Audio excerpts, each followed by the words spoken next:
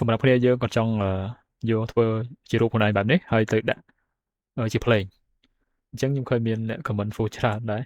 វាពណ៌នឹងដាក់ធ្វើរូបខ្លួនឯងដាក់ play តែប៉ុន្តែវាដូចជាអត់ពិបាកទេត្រង់ចំណុចហ្នឹងណា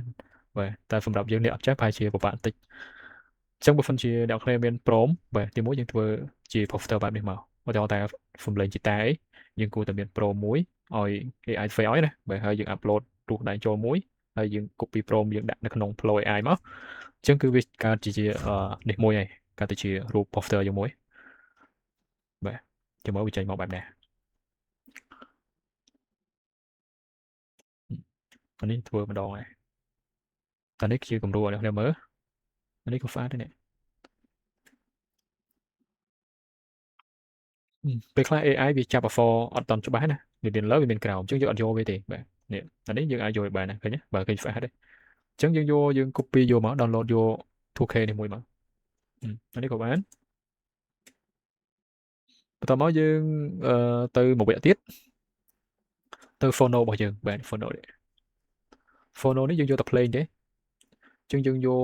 មកដល់ចំណុចនេះអ្នកគ្នាវាយ Studio AI មកនេះឲ្យវាធ្វើ play និពន្ធបទ play ជាមួយតែខ្ញុំមានហើយបាទអ្នកគ្នាអត់តន់មានអ្នកគ្នាអាចចូលទៅបាទចូលទៅវាមានផ្ទាំងមួយឲ្យជាងរើសហើយខ្ញុំចូលទៅអញ្ចឹងនេះដោយសារតែខ្ញុំមានខ្ញុំធ្លាប់ធ្វើពីមុនខ្ញុំមាន Frap នេះបាទខ្ញុំដាក់នៅនឹង Frap ហើយបើអ្នកគ្នាមានអ្នកគ្នា form play ពីវាទៅវាធ្វើឲ្យយើងហើយច្រឡំបាត់អញ្ចឹងមិញប្រភេទជីតាអញ្ចឹងយើង form សំឡេងហ្គីតាលេឡំនិងសំឡេងហួចអញ្ចឹងក៏បានដែរអ្នកអត់វាមានលេឡំគ្នាអញ្ចឹងណា Fox ខ្មែរនៅអត់បាក់ទេអ្នកគ្នាក៏ copy ចូលកន្លែងនេះមួយមកវាទៅ fair ឲ្យយើងហើយប៉ុន្តែអ្នកគ្នាបញ្ជាក់ផងត្រង់ចំណុចនេះយើងប្រាប់វាឲ្យ forfeit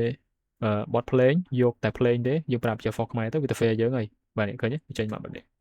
អញ្ចឹងយើង copy មួយមកមានអីបាទ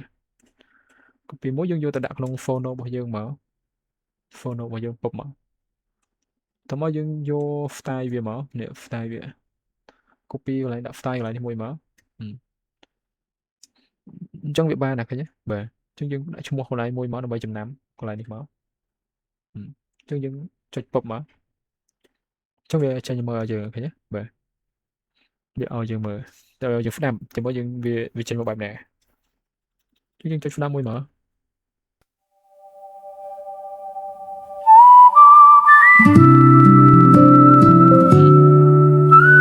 រត់ទៅនេះ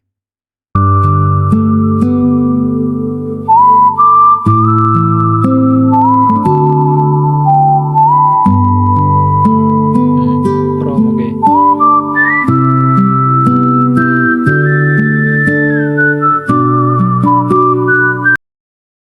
អញ្ចឹង play មិញយើងបានអ្នកគ្នាអញ្ចឹងយើងទាញវាចូលមកកម្មវិធី CapCut របស់យើងមកបាទហើយយើងដាក់ poster យើងចូលមកឲ្យត្រូវគ្នាជាមួយនឹង play យើងមិញណាហើយយើងទាញវាបំបីណាក៏បានដែរតែខ្ញុំដាក់1នាទីជាងបន្តិចទៅបាទងាយស្រួលអញ្ចឹងយើងបានមួយមិនពិបាកអីទេហើយ Chrome ហ្នឹងក៏ខ្ញុំធ្លាប់ផុសក៏ដូចជានៅក្នុង Telegram គ្រប់ Telegram របស់ខ្ញុំដូចមានដែរបាទខ្ញុំផុសចូលក្នុងគ្រប់ Telegram ណាបងប្អូនគ្នានេះទៅ face ខ្លួនឯងទៅបែរចំណងជើងឬក៏ពុំអសប៉ុនអសអីហ្នឹងគឺទៅ face ខ្លួនឯងបានរៀនទៅ face ខ្លួនឯងក៏បានដែរព្រោះអត់ពិបាកទេយើងទៅ face ចេញពី Pro មកស្រួលអញ្ចឹងយើងដាក់សញ្ញា play នេះមួយឲ្យវា free គ្នាបន្តិចមកយើងថែមថយទៅតាមនឹងខ្លួនឯងណាបាទព្រោះហ្នឹងវាគ្រឿងផ្សំមួយដែរអញ្ចឹងយើងបានជា play មួយដ៏បរិសុទ្ធដែរ